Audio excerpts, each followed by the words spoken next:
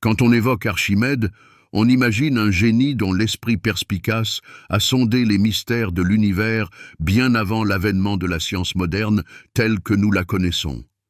Son nom est devenu le symbole de la capacité illimitée de l'esprit humain à repousser les frontières du possible, aussi inébranlables soient-elles. Mais qui est donc ce penseur légendaire dont les découvertes novatrices ont traversé les millénaires et continuent de susciter l'admiration? Archimède est né vers 287 avant notre ère à Syracuse, une cité-État grecque florissante située sur l'île pittoresque de Sicile. À cette époque, Syracuse était un centre culturel et scientifique important, où les idées novatrices du monde hellénique interagissaient. La vie de la ville était faite de contrastes saisissants, formant une mosaïque colorée. D'un côté, c'était un port de commerce prospère, où l'activité était intense, où les débats philosophiques animés se déroulaient et où des œuvres d'art raffinées étaient créées pour le plaisir des yeux. De l'autre, la ville, qui occupait une position stratégique, était souvent la cible d'attaques et se retrouvait entraînée dans des guerres sanglantes. C'est probablement cette dualité, cette combinaison de haut savoir et de danger imminent, qui a façonné la vision unique du monde qu'avait Archimède, où la recherche théorique allait toujours de pair avec l'application pratique. Abonnez-vous à notre chaîne si ce n'est pas déjà fait, de nombreuses vidéos intéressantes vous attendent et nous allons continuer.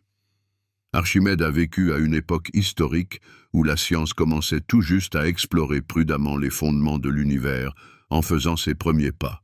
Avant lui, de grands philosophes tels que Platon et Aristote spéculaient sur les mystères de la nature, mais étayaient rarement leurs spéculations par des calculs concrets ou des expériences soigneusement planifiées.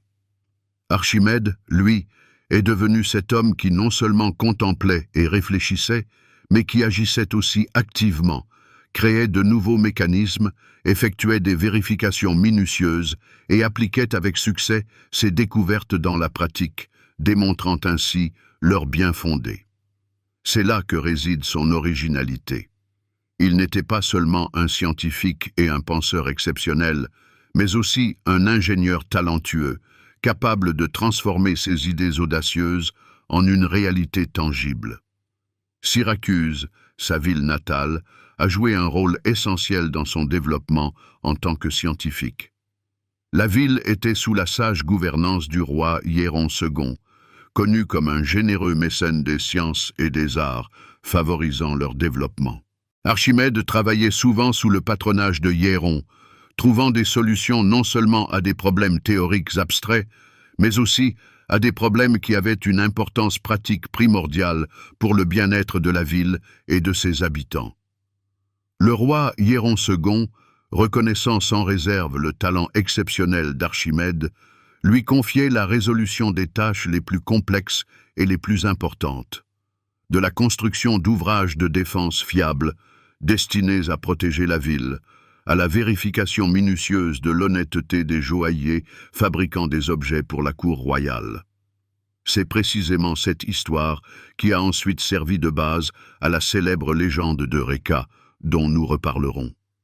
Pour son époque, Archimède était en quelque sorte un visionnaire, en avance sur son temps et anticipant les découvertes scientifiques du futur. Ces travaux scientifiques ne sont pas de simples calculs secs, dénués d'émotion, mais de véritables œuvres d'art, empreintes d'une soif inextinguible de savoir et d'un désir d'exploration. Il a écrit des traités inspirés sur les nombres, les formules complexes, les principes physiques fondamentaux, posant ainsi des bases solides pour les générations futures de scientifiques, les inspirant à de nouvelles réalisations. Archimède comprenait profondément que la science n'est pas seulement un ensemble d'idées abstraites qui flottent dans l'air, mais un outil puissant, capable de transformer le monde, de le rendre meilleur et plus confortable à vivre. Sa figure aux multiples facettes est une sorte de pont reliant la philosophie antique à la science moderne, en constante évolution.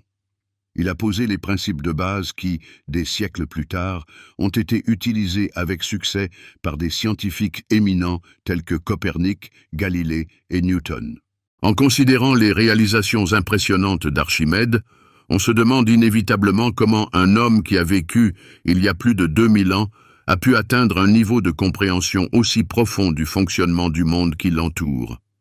Peut-être que le secret réside dans sa curiosité illimitée, sa soif inextinguible de savoir et sa volonté inébranlable d'expliquer même les phénomènes les plus complexes et mystérieux, inexplicables.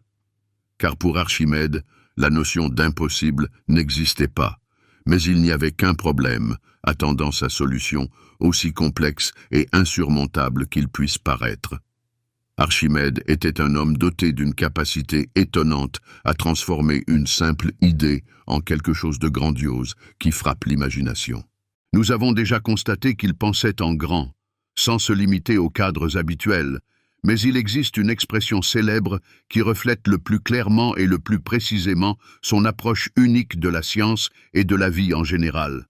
« Donnez-moi un point d'appui, et je soulèverai la terre. » Cette citation légendaire n'est pas seulement de belles paroles destinées à l'admiration, mais un véritable manifeste de son génie, révélant l'essence de sa pensée. À première vue, cette phrase peut sembler incroyable, voire audacieuse et prétentieuse, mais Archimède savait parfaitement de quoi il parlait. Il faisait référence au levier, un dispositif simple mais génial, qui, avec un point d'appui correctement placé, est capable de déplacer des objets dépassant de loin le poids de la personne qui l'utilise.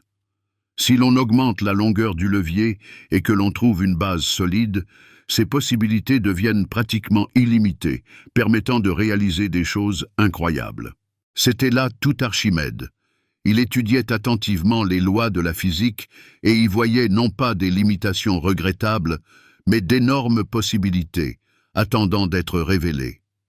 Mais cette célèbre phrase n'est pas seulement une constatation des possibilités de la mécanique, mais l'expression d'un mode de pensée particulier d'Archimède, de son approche de la résolution des problèmes. Il croyait sincèrement que tout problème a une solution, aussi complexe et embrouillée que puisse paraître son écheveau. Il suffit de trouver ce point d'appui, cette clé secrète qui ouvrira la voie à sa résolution. C'est cette capacité exceptionnelle à trouver des réponses simples mais élégantes à des questions complexes qui a inspiré les gens non seulement à son époque, mais aussi pendant de nombreux siècles suivants. Archimède a clairement démontré que la connaissance est une force puissante, capable de transformer le monde, et le levier qu'il a inventé est devenu non seulement le symbole d'une importante découverte physique, mais aussi toute une philosophie. Si vous avez le bon outil entre vos mains et que vous disposez d'une base solide, vous êtes capable d'atteindre n'importe quel objectif, même le plus ambitieux. Archimède est né dans une ville qui était elle-même une incarnation éclatante d'une énergie indomptable, d'un mouvement continu vers l'avant et d'une science de pointe. Syracuse, au IIIe siècle avant notre ère, n'était pas une simple polis grecque ordinaire. C'était l'un des centres les plus importants et les plus influents de la civilisation hellénique, où d'importantes routes commerciales, des cultures diverses se croisaient et où des esprits exceptionnels, avides de connaissances, se rassemblaient. C'était un lieu où les idées novatrices ne se contentaient pas de flotter dans l'air, en restant de simples concepts abstraits, mais devenaient une partie intégrante de la vie quotidienne, s'intégrant organiquement à son tissu. La vie à Syracuse était riche et dynamique. Les rues étroites, bordées de petites maisons habilement décorées de céramique, étaient constamment animées par le bruit et l'agitation d'une foule de personnes pressées de vaquer à leurs occupations. Dans le port animé, des navires venus de tous les coins de la Méditerranée accostaient, apportant des produits exotiques, des raretés étranges et des nouvelles fraîches et excitantes de pays lointains. On pouvait y rencontrer des marchands entreprenants venus d'Égypte lointaine, des navigateurs expérimentés venus de la mystérieuse Crète, des artisans talentueux venus de la prospère Carthage. Des personnes venues des quatre coins du monde échangeaient non seulement des biens de valeur, mais aussi des connaissances, s'enrichissant mutuellement sur le plan culturel et intellectuel. Ces scènes bruyantes de commerce et de communication ont probablement entouré le jeune Archimède dès son plus jeune âge, façonnant sa curiosité insatiable et sa passion irrésistible pour l'étude du fonctionnement du monde qui l'entoure, des lois qui le régissent. Cependant, Syracuse n'est pas seulement un commerce prospère et un luxe raffiné. La ville occupait une position stratégique importante, ce qui en faisait une cible attrayante pour les attaques ennemies, désireuses de s'emparer de ses richesses et de son influence. Cette circonstance a contraint les habitants à accorder une attention particulière au renforcement de la défense afin de protéger leur foyer contre les empiètements extérieurs. Les meilleurs ingénieurs de leur temps ont travaillé à la construction de puissantes murailles de forteresses et à la création de machines de guerre de pointe, en investissant toutes leurs connaissances et leurs compétences dans cette tâche importante. On ne peut qu'imaginer le petit Archimède, plein de curiosité, se tenant quelque part au pied des remparts de la ville et observant avec admiration le travail de ces artisans habiles qui, semblait-il, transformaient facilement la pierre brute et le bois ordinaire en de véritables merveilles d'ingénierie, suscitant l'enthousiasme. Peut-être qu'à ce moment-là, dans son jeune esprit, les premières images de mécanismes complexes ont commencé à se former, qui lui apporteront par la suite la gloire et la reconnaissance mondiale. Syracuse n'était pas seulement un lieu où des machines complexes étaient créées pour protéger la ville des ennemis, mais aussi un centre intellectuel reconnu, attirant des scientifiques et des philosophes de tout le monde hellénique. À cette époque, la philosophie et la science en Grèce ont connu un essor incroyable, traversant une période de grande prospérité. Quelques décennies seulement avant la naissance d'Archimède, le grand Euclide a écrit ses célèbres Éléments, l'un des ouvrages scientifiques les plus influents et les plus importants de l'histoire des mathématiques, qui a eu un impact énorme sur son développement ultérieur. Ces travaux novateurs se sont déjà largement répandus dans tout le monde grec à cette époque et sont devenus la base de l'enseignement des nouvelles générations de scientifiques, leur transmettant des connaissances et les inspirant à de nouvelles découvertes. Dans la ville, des discussions animées sur la nature des choses, le mouvement mystérieux des étoiles et la structure complexe de l'univers étaient constamment menées, impliquant tous ceux qui s'intéressaient à la science. Archimède a grandi dans une atmosphère imprégnée d'idées novatrices qui ont inspiré de grandes découvertes et incité à une recherche incessante de la vérité. À cette époque, la science grecque était intimement liée à la pratique, bien plus que de simples spéculations théoriques détachées de la réalité. Par exemple, les mathématiques étaient utilisées avec succès pour créer des structures architecturales complexes, frappantes par leur beauté et leur grandeur, ainsi que pour concevoir des machines de siège efficaces destinées à la guerre. Dans un environnement aussi favorable, il était impossible de rester à l'écart de la science sans en subir l'influence.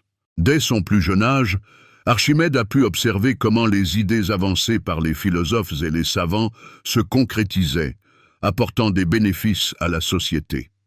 C'est peut-être la raison pour laquelle il n'a jamais séparé la théorie de la pratique, les considérant comme des parties inséparables d'un tout, se complétant mutuellement. La vie à Syracuse offrait un mélange idéal pour un développement personnel complet, un quotidien animé et riche, une sophistication intellectuelle et un défi constant pour survivre dans des conditions difficiles. Pour un enfant doté d'un esprit aussi vif et d'une curiosité insatiable qu'Archimède, c'était l'endroit idéal pour développer ses talents et ses capacités. Il pouvait voir des marchands entreprenants calculer méticuleusement leurs profits, des ingénieurs expérimentés créer des systèmes d'approvisionnement en eau complexes pour alimenter la ville, et des philosophes respectés se livrer à des débats interminables sur la composition et l'organisation du monde. Tout cela a progressivement posé des bases solides pour un futur génie qui allait un jour changer le cours de l'histoire grâce à ses découvertes exceptionnelles. On peut facilement imaginer le jeune Archimède, inspiré par tout ce qui l'entourait, commençant à poser des questions inquisitrices. Pourquoi les navires flottent-ils si bien à la surface de l'eau sans couler? Comment fonctionnent ces gigantesques catapultes qui se dressent sur la place de la ville, inspirant la peur aux ennemis? Que font les savants avec ces étranges cercles et lignes qu'ils tracent avec soin sur le sable en essayant de percer les secrets de l'univers? Ce sont ces questions naïves mais profondes qui ont marqué le point de départ de son grand parcours scientifique, au cours duquel il révélera au monde des lois dont personne ne soupçonnait l'existence, bouleversant la vision que les gens avaient de l'univers. Après une enfance fructueuse passée à Syracuse, Archimède se rend à Alexandrie, un centre scientifique et culturel majeur reconnu de l'époque, qui attirait les meilleurs savants et penseurs du monde entier. Cette ville magnifique, fondée par le grand Alexandre le Grand et développée avec succès par la dynastie des Ptolémées, est devenue un lieu où les esprits les plus brillants du monde hellénistique se réunissaient, échangeant connaissances et expériences. Alexandrie était une ville véritablement unique, car elle concentrait de manière étonnante les connaissances et les technologies de pointe de diverses cultures, égyptiennes, grecques, perses et même indiennes lointaines. Pour le jeune Archimède avide de savoir, c'était une occasion inestimable non seulement d'étudier attentivement les œuvres des grands penseurs du passé, mais aussi d'échanger ses idées nouvelles avec les principaux scientifiques de son époque, venus à Alexandrie du monde entier. Alexandrie était réputée pour sa légendaire bibliothèque, considérée à juste titre comme le plus grand et le plus riche réservoir de connaissances du monde antique, attirant les scientifiques et les chercheurs. Sa vaste collection contenait des milliers de papyrus inestimables et de manuscrits savamment réalisés, couvrant les domaines les plus divers du savoir, de la philosophie et des mathématiques à la médecine et à l'astronomie, englobant pratiquement toutes les sciences connues de l'époque. C'était un lieu où la sagesse de diverses civilisations se réunissait, était soigneusement systématisée et constamment enrichie de nouvelles découvertes et connaissances, devenant accessible à tous ceux qui le souhaitaient. Archimède, arrivant dans cette ville extraordinaire, a eu un accès illimité à des œuvres inestimables qui ont largement façonné sa vision du monde et jeté les bases solides de ses futures découvertes exceptionnelles qui ont rendu son nom célèbre à travers les siècles. Mais la célèbre bibliothèque n'était qu'une partie de l'infrastructure scientifique développée d'Alexandrie, qui favorisait le développement de la science et de l'éducation. La ville abritait le fameux musée, une sorte d'institut de recherche unique et un établissement d'enseignement prestigieux, où les meilleurs scientifiques de l'époque étudiaient la nature avec passion, menaient des expériences complexes et échangeaient librement leurs idées révolutionnaires, contribuant ainsi au progrès scientifique. Dans les murs du musée, des conversations animées et des débats scientifiques avaient lieu en permanence, ce qui a sans aucun doute contribué à l'émergence de nouvelles découvertes et de percées dans divers domaines du savoir. Les esprits les plus brillants de leur temps s'y sont réunis, et le jeune Archimède a eu l'occasion unique d'apprendre des meilleurs, en s'appropriant leurs connaissances et leur expérience. Un des moments clés de sa formation a été la rencontre avec les œuvres fondamentales d'Euclide, dont les éléments avaient déjà acquis le statut mérité de manuel de base de géométrie, étant obligatoire pour tous ceux qui s'intéressaient à cette science. Archimède a étudié en profondeur et de manière exhaustive cet ouvrage fondamental qui a systématisé les connaissances accumulées sur les lignes, les plans, les différentes figures géométriques et leurs nombreuses propriétés, jetant ainsi les bases du développement futur de la science. Ces connaissances acquises ont non seulement renforcé son intérêt de longue date pour les mathématiques, mais sont également devenues un point de départ important pour ses futures recherches novatrices dans le domaine de la géométrie et de la mécanique, lui ouvrant de nouveaux horizons. Archimède aperçut les idées d'Euclide non pas comme des réponses prêtes à l'emploi qui ne pouvaient être remises en question, mais comme un défi intéressant qu'il fallait développer et élargir en allant de l'avant vers l'inconnu. De plus, à Alexandrie, Archimède s'est familiarisé avec les œuvres d'autres scientifiques éminents qui s'intéressaient à la mécanique et à la physique, élargissant ainsi ses horizons. Par exemple, Ctésibios, un des premiers inventeurs de talents d'appareils hydrauliques, a travaillé activement à la création d'horloges à eau permettant de mesurer le temps avec précision et de pompes efficaces pour le pompage de l'eau. Ces travaux novateurs ont sans aucun doute pu inspirer Archimède à mener ses propres recherches dans le domaine de l'hydrostatique, qui conduiront plus tard à la découverte de la célèbre loi d'Archimède portant son nom. À Alexandrie, les idées astronomiques avancées étaient également activement discutées, ce qui a probablement éveillé chez Archimède un vif intérêt pour l'étude des corps célestes, de leurs mouvements mystérieux et des secrets de la structure des planètes tournant autour du Soleil. Les études à Alexandrie ont permis à Archimède de développer pleinement ses capacités exceptionnelles, innées, mais lui ont également offert une occasion unique de communiquer avec des personnes qui se fixaient des objectifs ambitieux et s'efforçaient de les atteindre. Ce n'étaient pas simplement des théoriciens de cabinet coupés de la vie réelle, mais des personnes qui s'occupaient de la résolution de problèmes concrets auxquels la société était confrontée.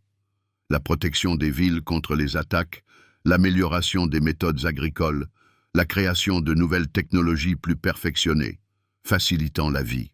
Archimède a pleinement adopté cette approche pratique de la science, qui deviendra par la suite une partie importante et intégrante de son activité scientifique, déterminant sa voie future. De retour d'Alexandrie dans sa Syracuse natale, Archimède n'était plus le jeune homme curieux, plein d'espoir et d'aspiration, qu'il avait quitté sa maison quelques années auparavant. C'était désormais un scientifique mûr, doté de connaissances approfondies en mathématiques, en physique et en ingénierie, qui lui permettaient de commencer une activité de recherche indépendante et fructueuse, apportant des résultats tangibles. Alexandrie est devenue pour lui ce point d'appui, où son talent naturel a trouvé une orientation claire, et ses pensées, longtemps restées de simples idées abstraites, ont commencé à prendre des formes concrètes, se matérialisant dans la réalité. Après son retour d'Alexandrie, Archimède s'est activement lancé dans des recherches mathématiques et géométriques, exprimant pleinement son génie. Une de ses plus grandes découvertes a été la célèbre spirale, qui porte désormais son nom et est connue sous le nom de spirale d'Archimède, immortalisant sa contribution à la science. C'était une des premières figures géométriques complexes, décrites mathématiquement à l'aide de formules précises, et ses propriétés uniques ont inspiré les scientifiques pendant de nombreux siècles, trouvant des applications dans divers domaines du savoir. Pour mieux comprendre ce qu'est la spirale d'Archimède, imagine que tu traces une ligne, en partant d'un point, le centre, et que cette ligne s'enroule progressivement autour de ce point, formant une spirale caractéristique. Il est important de noter que la distance entre chaque spire de la spirale reste invariablement la même, conservant une constance.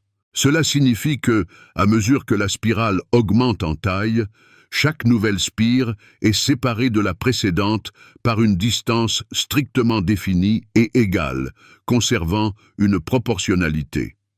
Si tu faisais tourner simultanément un stylo en cercle et que tu l'éloignais du centre à une vitesse constante, tu créerais inévitablement cette spirale d'Archimède, dotée de propriétés mathématiques uniques. La spirale d'Archimède n'était pas simplement un objet géométrique intéressant, présentant un intérêt académique, mais un véritable outil de travail pour résoudre des problèmes complexes rencontrés dans la pratique. Archimède l'a utilisé avec succès pour étudier et calculer les aires comprises entre les spires de la spirale, ouvrant de nouvelles possibilités pour les calculs mathématiques. À cette époque lointaine, cela représentait un défi extrêmement complexe, car il n'existait tout simplement pas de méthodes de calcul modernes et bien développées, telles que les intégrales, permettant de résoudre rapidement et précisément de tels problèmes.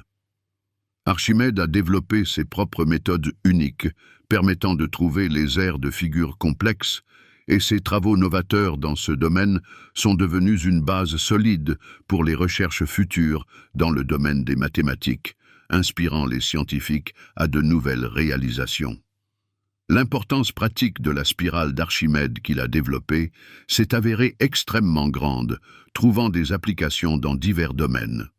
Ses propriétés uniques ont rapidement commencé à être utilisées avec succès dans l'ingénierie et la mécanique, créant de nouveaux mécanismes plus perfectionnés.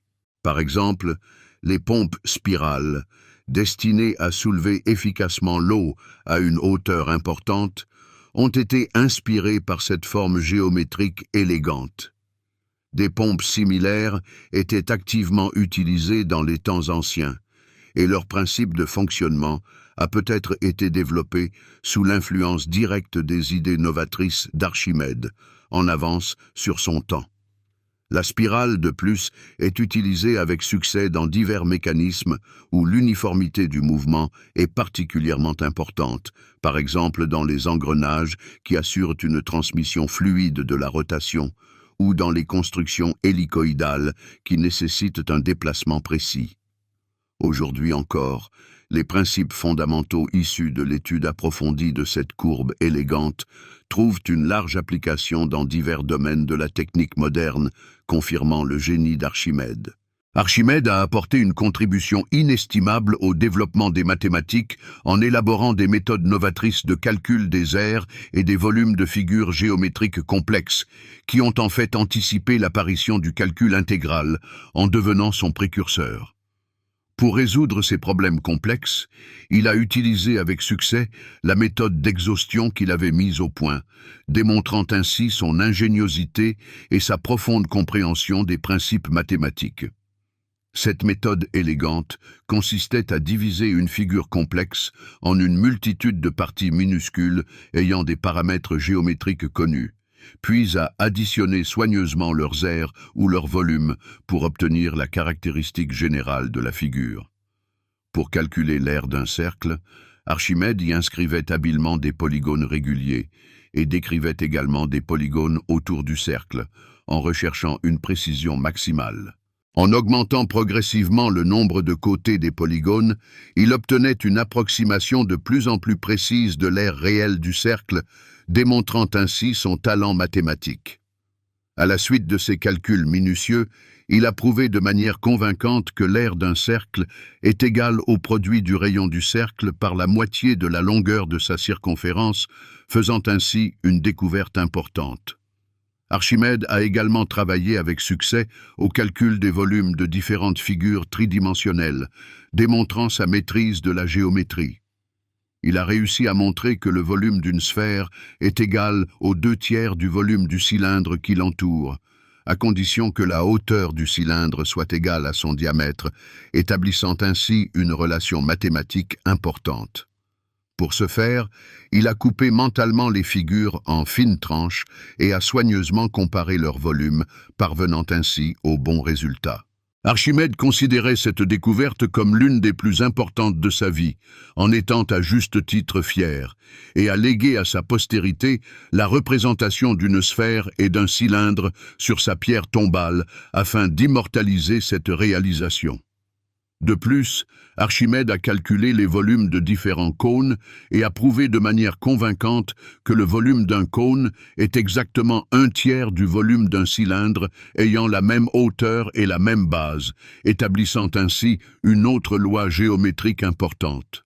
Il a également étudié en profondeur les aires et les volumes d'autres figures géométriques complexes, notamment les segments paraboliques, repoussant ainsi les limites de la science mathématique. Bien qu'à son époque, il n'existait pas encore de théorie moderne des limites ou des intégrales, telle que nous la connaissons aujourd'hui, Archimède, en utilisant son approche novatrice, appliquait en fait les mêmes principes sur lesquels repose le calcul intégral moderne, anticipant ainsi son apparition. Ces travaux novateurs ont jeté des bases solides pour le développement futur des mathématiques et ont servi de source d'inspiration pour les scientifiques des temps modernes, tels que les grands Newton et Leibniz, qui ont apporté une immense contribution au développement de la science. L'une des histoires les plus célèbres et les plus passionnantes liées au nom d'Archimède concerne la couronne du roi Hiéron II, souverain de Syracuse. Hiéron II, sage souverain de Syracuse et généreux mécène d'Archimède, chargea un jour un joaillier talentueux de fabriquer, à partir d'or précieux, une magnifique couronne en forme d'élégante couronne de laurier, symbolisant le pouvoir. Le joaillier reçut à cet effet une quantité strictement définie d'or pur, nécessaire à la fabrication de la couronne, mais une fois le travail achevé avec succès, le roi Hiéron eut des soupçons que l'artisan malhonnête avait pu secrètement mélanger à l'or un métal moins cher, comme l'argent, afin d'en tirer profit. Cependant, il ne voulait pas endommager la couronne fabriquée avec art pour en vérifier la pureté, car cela aurait pu gâcher son apparence. Hiéron demanda donc l'aide d'Archimède pour une tâche difficile: déterminer avec certitude si la couronne était réellement faite d'or pur, comme convenu, ou si le joaillier l'avait trompé en y mélangeant des impuretés bon marché, sans pour autant détruire la couronne elle-même. Archimède réfléchit longuement et avec acharnement à ce problème complexe, jusqu'à ce qu'un jour, en prenant un bain, il remarque par hasard que le niveau de l'eau montait sensiblement lorsqu'il s'y plongeait, déplaçant un certain volume de liquide. À ce moment, il eut une illumination et comprit que le volume d'eau déplacé était exactement égal au volume du corps qui y était plongé, quelle que soit sa forme et sa composition. Ce principe simple mais génial pouvait enfin être appliqué avec succès à la couronne royale, permettant de dévoiler la tromperie du joaillier. En mesurant le volume de la couronne à l'aide de l'eau déplacée et en comparant sa masse à la masse d'un volume égal d'or pur, il était possible de déterminer avec une grande précision si la couronne contenait des impuretés indésirables ou si elle était réellement faite d'or pur, comme l'affirmait le joaillier. Comprenant la solution au problème et réalisant toute l'ingéniosité de son idée, Archimède sauta hors de son bain, rempli de joie et d'enthousiasme, et cria fort « Eureka !», ce qui signifie en grec ancien « J'ai trouvé !», et courut dans les rues de la ville, oubliant même de s'habiller à cause de son excitation, afin de partager sa découverte avec tout le monde. Bien que cette partie colorée de l'histoire soit probablement quelque peu exagérée, elle souligne avec éclat la joie incroyable qu'un scientifique éprouve lors d'une découverte importante et souligne l'ampleur de la découverte elle-même qui a changé la vision du monde. Archimède appliqua le principe qu'il avait découvert pour vérifier méticuleusement la couronne royale dans le but d'établir la vérité. Il commença par peser soigneusement la couronne dans l'air, puis la plongea délicatement dans l'eau et la pesa à nouveau, mesurant la moindre différence dans les indications de la balance. Cela lui permit de calculer la densité exacte du matériau dont était faite la couronne et de la comparer à la densité connue de l'or pur, ne contenant pas d'impuretés. À la suite des expériences menées, il prouva de manière irréfutable que la couronne contenait des impuretés de métaux moins chers, car sa densité mesurée s'avéra sensiblement inférieure à la densité de l'or pur, ce qui témoignait de la tromperie du joaillier. Cette histoire édifiante illustre bien la naissance de la loi de l'hydrostatique, qui est aujourd'hui largement connue sous le nom de principe d'Archimède et qui est l'une des lois fondamentales de la physique. Selon cette loi, tout corps plongé dans un liquide subit une force de poussée dirigée vers le haut et égale au poids du liquide déplacé par ce corps, ce qui explique de nombreux phénomènes. La légende de la couronne royale et le cri d'enthousiasme « Eureka !» sont devenus une sorte de symbole de la découverte scientifique, soulignant comment une simple observation et une intuition aiguë peuvent aider à trouver une solution élégante et efficace à un problème pratique complexe nécessitant une approche non conventionnelle. Ce moment mémorable montre clairement comment des observations simples et banales de la vie quotidienne peuvent conduire à des découvertes scientifiques fondamentales, modifiant notre perception du monde. Le principe d'Archimède explique simplement et clairement pourquoi certains objets flottent avec assurance à la surface de l'eau, tandis que d'autres, au contraire, coulent inévitablement en s'enfonçant au fond. L'essence de ce principe réside dans le fait que sur un corps, totalement ou partiellement immergé dans un liquide, agit une force de poussée égale au poids du liquide déplacé par ce corps, ce qui détermine son comportement. Pour mieux comprendre ce principe, imaginez que vous plongez délicatement un objet quelconque, par exemple une balle légère, dans un récipient rempli d'eau. Lorsque la balle s'immerge dans l'eau, elle déplace un certain volume de liquide, ce qui fait que son niveau monte légèrement, devenant plus haut qu'avant. L'eau déplacée par la balle exerce une pression de bas en haut sur elle, en cherchant à la repousser vers la surface, empêchant son immersion dans l'eau. Cette force, dirigée vers le haut, est appelée force de poussée, ou force d'Archimède. Ce qui va se passer ensuite avec cet objet, s'il va couler ou flotter, dépend du rapport entre son poids et le volume de liquide qu'il a déplacé, ce qui détermine l'équilibre des forces. Si le poids de l'objet est supérieur à la force de poussée créée par le liquide qu'il a déplacé, alors il coulera inévitablement, en s'enfonçant au fond, comme cela se produit avec une pierre ordinaire ayant une densité élevée. La pierre est suffisamment lourde et le volume d'eau qu'elle déplace est tout simplement insuffisant pour créer une force de poussée capable de la maintenir à la surface. Si, en revanche, le poids de l'objet est inférieur ou égal à la force de poussée, alors il flottera avec assurance à la surface du liquide, comme une planche de bois qui déplace une quantité d'eau suffisante pour que la force de poussée la maintienne avec succès à la surface, l'empêchant de couler. Voici un exemple simple tiré de la vie quotidienne. Lorsqu'une personne s'allonge dans une baignoire remplie d'eau, alors, en s'immergeant dans l'eau, son corps la déplace et le niveau de l'eau dans la baignoire monte sensiblement. Dans le même temps, la personne se sent plus légère que sur la terre ferme, car l'eau crée une force de poussée dirigée vers le haut, qui compense partiellement le poids de son corps, créant une sensation de légèreté. Ce principe fondamental sous-tend de nombreux phénomènes que nous observons dans la vie quotidienne et les technologies de pointe utilisées dans divers domaines de la science et de la technique. Il explique simplement et clairement pourquoi d'énormes navires, malgré leurs poids impressionnants, restent avec assurance sur l'eau et ne coulent pas. Leur forme particulière leur permet de déplacer une énorme quantité d'eau, suffisante pour que la force de poussée équilibre avec succès leur masse, assurant ainsi leur stabilité. Il en va de même pour les ballons à air, remplis d'un gaz léger tel que l'hélium. Le gaz situé à l'intérieur du ballon déplace l'air ambiant et la force de poussée qui en résulte fait monter le ballon vers le haut, surmontant la force de gravité. Ainsi, le principe d'Archimède est une notion clé qui nous aide à comprendre comment différents corps interagissent avec les liquides et les gaz en déterminant leur comportement. Cette découverte remarquable a eu un impact énorme sur le développement ultérieur de l'ingénierie, de la construction navale et de nombreux autres domaines de la science et de la technique, ouvrant de nouveaux horizons.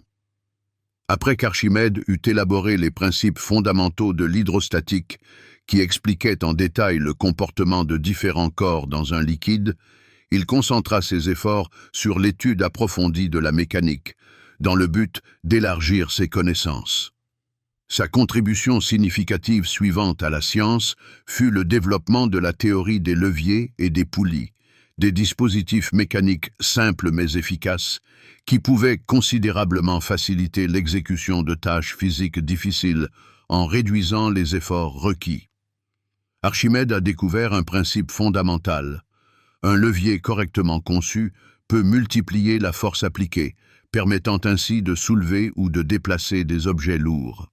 Il a observé qu'en positionnant judicieusement le point d'appui et en ajustant la longueur du bras de levier, même un effort minime à une extrémité pouvait soulever ou déplacer une charge plusieurs fois plus lourde, illustrant ainsi l'efficacité de ce dispositif. C'est cette découverte capitale qui a donné naissance à sa célèbre formule, devenue une citation. « Donnez-moi un point d'appui et je soulèverai la terre », soulignant la puissance de la science. Cette idée ingénieuse expliquait simplement et clairement pourquoi les leviers fonctionnent si efficacement et est devenu un élément essentiel de la mécanique, façonnant son développement ultérieur. Archimède a démontré de manière tangible comment des efforts minimes pouvaient produire des résultats significatifs, ce qui a rendu ses recherches particulièrement précieuses pour les applications pratiques, aidant les gens dans divers domaines d'activité. Fort de sa connaissance approfondie des leviers, Archimède a mis au point un système complexe de poulies, appelé Palan, témoignant de son ingéniosité. Ce système efficace était constitué d'une combinaison de poulies fixes et mobiles, à travers lesquelles passait une corde solide formant une construction complexe. Le palan permettait de réduire considérablement l'effort nécessaire pour soulever des charges lourdes, rendant cette tâche beaucoup plus facile et réalisable. Plus le nombre de poulies utilisées dans le système était élevé, plus il devenait facile de travailler avec des poids importants, réduisant ainsi les efforts requis. Un tel mécanisme efficace s'est avéré absolument indispensable pour la construction et le transport aisé de diverses charges, facilitant ainsi la réalisation de tâches complexes. Archimède appliquait activement ses découvertes scientifiques dans la pratique, démontrant ainsi leur utilité. Les leviers et les poulies qu'il a mis au point ont été largement utilisés dans la construction de bâtiments, le déplacement de lourds blocs de pierre nécessaires à la construction et la création de puissantes machines de siège destinées à la guerre. Grâce à ces mécanismes ingénieux, les travaux de construction et les opérations militaires sont devenus beaucoup plus efficaces, permettant d'économiser du temps et des ressources. Les recherches d'Archimède dans le domaine des leviers et des poulies ont non seulement expliqué les principes fondamentaux de la mécanique qui sous-tendent ces dispositifs, mais ont également démontré de manière tangible comment les connaissances scientifiques peuvent grandement faciliter la résolution des problèmes pratiques qui se posent dans divers domaines de l'activité humaine. Ces découvertes novatrices sont devenues une base solide pour de nombreuses technologies modernes qui sont activement utilisées aujourd'hui, des simples outils manuels aux mécanismes de levage complexes, impressionnants par leur puissance. Archimède s'est illustré non seulement par ses brillantes découvertes scientifiques, mais aussi en tant qu'inventeur de talent, créant des machines efficaces et originales destinées à protéger sa ville natale de Syracuse contre les attaques ennemies. Pendant le long et sanglant siège de la ville par les troupes romaines en 212 avant notre ère, ces ingénieuses inventions d'ingénierie ont joué un rôle clé dans la défense réussie, permettant à la ville de résister longtemps à l'assaut de l'ennemi. L'une des réalisations les plus importantes d'Archimède dans ce domaine a été la conception et l'amélioration des catapultes et des balistes, qui possédaient une grande précision et une longue portée. Il a mis au point des mécanismes considérablement améliorés pour lancer de lourdes pierres, des flèches acérées et d'autres projectiles mortels à de grandes distances, infligeant des dégâts importants à l'ennemi. Archimède a calculé avec une grande précision les dimensions optimales et les angles d'inclinaison de ces redoutables dispositifs afin de maximiser leur précision de ciblage et leur portée, les rendant ainsi encore plus efficaces. Grâce à ces puissantes catapultes, les courageux défenseurs de la ville pouvaient bombarder efficacement les navires romains et les engins de siège qui approchaient bien avant que les ennemis n'atteignent les murs de la ville, déjouant ainsi leurs plans. Une autre invention étonnante d'Archimède, dont les sources antiques font état avec admiration, était un dispositif unique connu sous le nom de griffe d'Archimède, qui semait la terreur chez les ennemis. Il s'agissait d'une grue énorme et complexe, équipée d'un crochet ou d'une pince robuste, qui était habilement utilisée pour soulever les proues des navires romains ennemis lorsqu'ils s'approchaient dangereusement des murs de la ville, cherchant à percer les défenses. Les navires soulevés hors de l'eau étaient ensuite lâchés avec une force énorme, subissant de graves dommages à la coque ou se retournant complètement, allant par le fond. Les Romains, observant avec horreur le fonctionnement de ce redoutable dispositif, étaient stupéfaits par sa puissance destructrice sans précédent et son efficacité dans la lutte contre la flotte ennemie. L'histoire la plus légendaire et la plus énigmatique associée à Archimède est l'utilisation de ce que l'on appelle des miroirs incendiaires, capables de mettre le feu aux navires ennemis à distance. On pense qu'Archimède a conçu un système complexe composé de nombreux miroirs métalliques disposés à un certain angle qui réfléchissaient les rayons du soleil et les focalisaient sur les navires romains. La lumière solaire focalisée possédait une énergie énorme et pouvait provoquer une combustion rapide des parties en bois des navires, les transformant en cibles enflammées, vouées à la destruction. Bien que la réalité de l'existence d'un tel dispositif suscite des doutes légitimes chez les historiens modernes qui étudient la vie et l'œuvre d'Archimède, l'idée même d'une telle invention illustre de manière frappante l'ampleur impressionnante de la pensée d'ingénierie d'Archimède, en avance sur son temps.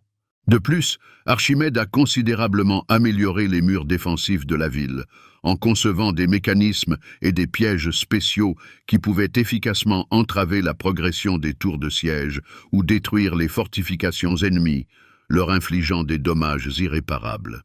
Ces dispositifs fonctionnaient sur la base de principes simples mais efficaces de leviers et de poulies, ce qui les rendait à la fois faciles à utiliser et extrêmement efficaces au combat. La défense de Syracuse, basée sur les ingénieuses inventions d'Archimède, a duré plus de 2 longues années, démontrant la résistance de la ville et le talent de son défenseur. Ces machines non seulement ont considérablement ralenti la progression des troupes romaines, mais ont également insufflé en elles une peur et un respect sincère pour l'ingéniosité des défenseurs. Les soldats ennemis étaient convaincus que ces dispositifs incroyables étaient créés par magie, car ils ne pouvaient pas comprendre leur principe de fonctionnement, étant stupéfaits par leur efficacité. Bien que Syracuse ait finalement succombé sous les assauts des forces ennemies supérieures, la contribution inestimable d'Archimède à la défense héroïque de la ville est devenue une véritable légende, transmise de génération en génération. Après avoir mis au point des inventions efficaces qui ont contribué à protéger Syracuse des ennemis, Archimède a concentré ses efforts sur la création de dispositifs utiles, capables de résoudre des problèmes pratiques dans la vie quotidienne des gens en facilitant leur travail. L'une de ces inventions largement connues est la célèbre vis d'Archimède, conçue pour remonter l'eau des niveaux inférieurs vers les niveaux supérieurs, résolvant ainsi le problème de l'approvisionnement en eau. Ce dispositif simple mais efficace s'est avéré si réussi que ses principes fondamentaux sont encore appliqués aujourd'hui dans diverses constructions. La vis d'Archimède est une spirale fixée à l'intérieur d'un tube incliné, créant une sorte de canal pour remonter l'eau. Une extrémité de ce simple dispositif est immergée dans l'eau, tandis que l'autre est relevée selon un angle faible, formant un plan incliné. Lorsque la vis commence à tourner, l'eau est captée entre les spires de la spirale et remonte progressivement le long du tube, se déplaçant vers l'extrémité supérieure. Le dispositif fonctionne grâce au fait que la rotation de la spirale crée un mouvement de translation de l'eau le long des spires, la faisant remonter efficacement même avec une faible inclinaison du tube, ce qui le rend facile à utiliser. Ce mécanisme simple mais extrêmement utile s'est avéré indispensable dans l'agriculture, la construction et d'autres domaines nécessitant le remontage de l'eau. Dans l'Antiquité, la vis d'Archimède était activement utilisée pour irriguer les champs, en particulier dans les régions où l'accès aux ressources en eau était limité, assurant ainsi les récoltes. Par exemple, dans l'Égypte ancienne, ce dispositif était largement utilisé pour remonter l'eau du Nil, fleuve abondant, vers les champs où étaient cultivées diverses cultures agricoles, assurant ainsi la sécurité alimentaire. La vis d'Archimède était également activement utilisée pour assécher les zones marécageuses et remplir efficacement les systèmes d'approvisionnement en eau des villes, assurant ainsi à la population de l'eau propre. De plus, cette vis s'est avérée absolument indispensable sur les navires, aidant à évacuer rapidement l'eau des cales et à empêcher leur inondation, assurant ainsi la sécurité de la navigation. Les technologies modernes n'ont nullement perdu l'intérêt pour les principes fondamentaux qui sous-tendent cette ingénieuse invention, confirmant ainsi sa pertinence.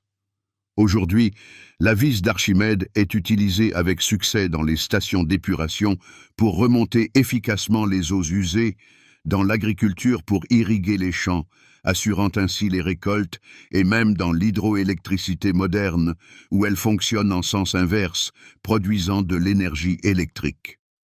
L'eau qui tombe fait tourner la vis, et son mouvement de rotation est converti en énergie électrique utile, démontrant ainsi sa polyvalence. De plus, ce dispositif a été adapté avec succès pour le transport pratique et efficace de matériaux en vrac, tels que des céréales ou du sable, dans diverses entreprises industrielles. Sa simplicité de conception étonnante et sa grande fiabilité de fonctionnement le rendent indispensable même au XXIe siècle, confirmant ainsi le génie de l'invention. Après les plus grandes découvertes scientifiques et sa participation active à la défense héroïque de Syracuse contre les envahisseurs romains, la vie d'Archimède a pris une fin tragique, laissant une trace profonde dans l'histoire de la science. Ses œuvres ingénieuses et ses inventions novatrices qui ont émerveillé l'imagination de ses contemporains n'ont malheureusement pas pu le protéger de la cruauté de la guerre et de la violence. La chute de Syracuse en 212 avant notre ère est devenue la dernière page triste de la vie de cet éminent scientifique qui a bouleversé la vision du monde. Le général romain Marcellus, pleinement conscient de la valeur d'Archimède en tant que grand esprit de son temps, donna l'ordre formel à ses soldats de lui épargner la vie, comprenant l'importance de ses connaissances pour la science. Cependant, dans le chaos de la prise et du pillage de la ville, cet ordre crucial ne fut pas respecté en raison de la confusion. Selon une légende très répandue, Archimède, totalement absorbé par ses complexes calculs, était assis à même le sol, dessinant avec passion des figures géométriques dans le sable, sans prêter attention à ce qui se passait autour de lui, lorsqu'un soldat romain fit irruption dans sa maison. Le savant, entièrement concentré sur la résolution de ses problèmes mathématiques, ne remarqua même pas la présence soudaine du soldat et, sans lever la tête, lui dit calmement « Ne touche pas à mes dessins, ils sont très importants. » Peut-être irrité par ces mots, ou simplement inconscient de la personne à qui il avait affaire, le soldat, sans hésiter, tua Archimède sur le coup, comme étant un crime irréparable. Cet épisode tragique illustre à quel point Archimède était dévoué à la science, la plaçant au-dessus de tout. Même face à un danger mortel, son esprit restait plongé dans des réflexions complexes et dans l'étude passionnée des lois de la nature, sans se laisser distraire par les événements qui se déroulaient autour de lui. Pour Archimède, rien n'était plus important que ses recherches scientifiques, même lorsque le chaos régnait et que la guerre faisait rage, ce qui témoigne de son abnégation.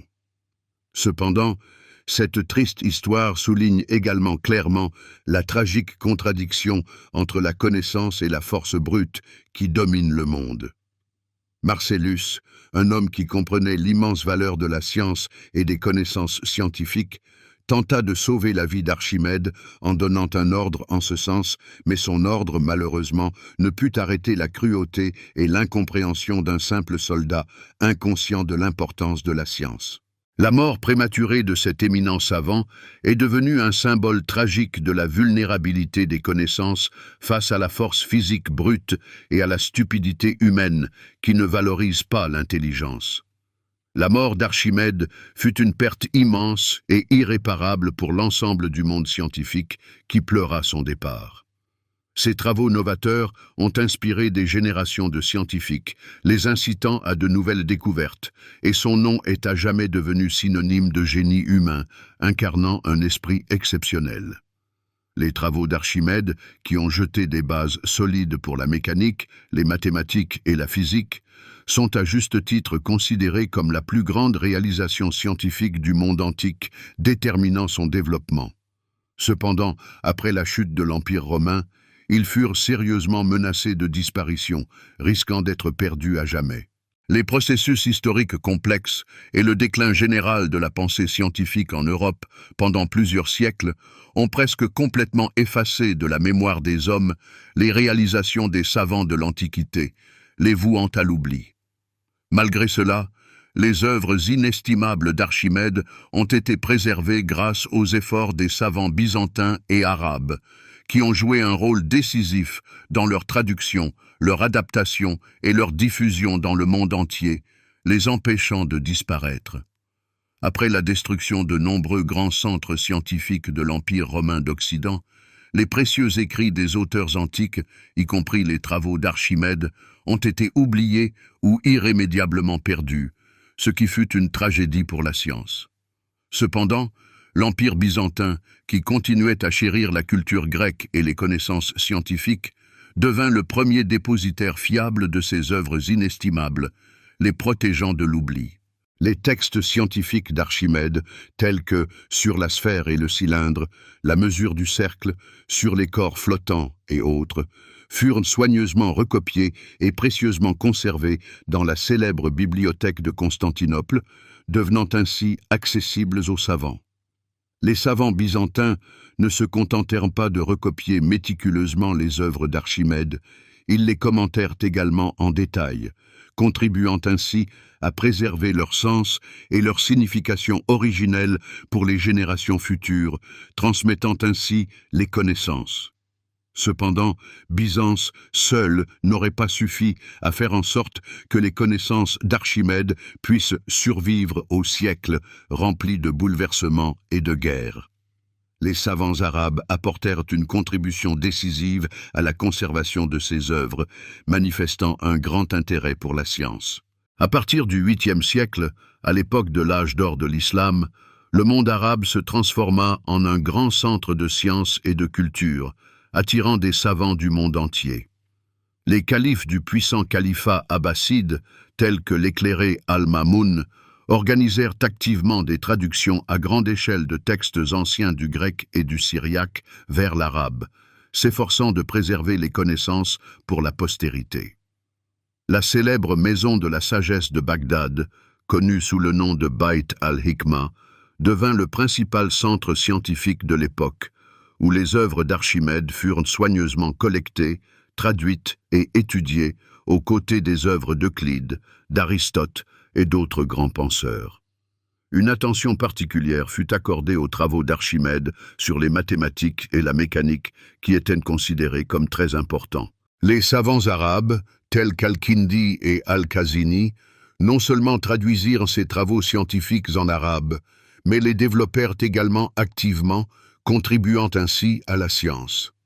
Par exemple, Al-Khazini, inspiré par les recherches approfondies d'Archimède dans le domaine de l'hydrostatique, écrivit ses propres ouvrages scientifiques, dans lesquels il examinait en détail les principes de la flottaison de différents corps dans les liquides, élargissant et complétant ainsi sa théorie.